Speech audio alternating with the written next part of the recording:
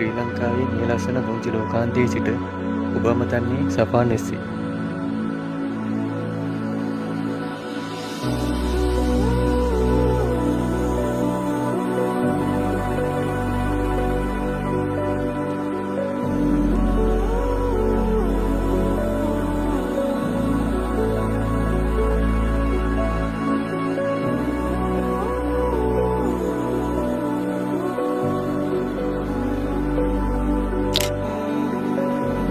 මෙතනදී හිතනවා මෙතනින් වටුනොත් මොනවා වෙයිද කියලා.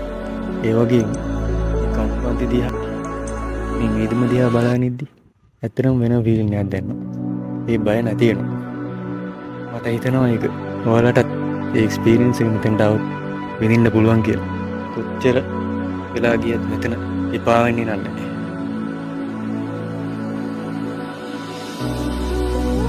මෙතෙන්ටත් සමුගන්න වෙලාව හරියාලුවේ.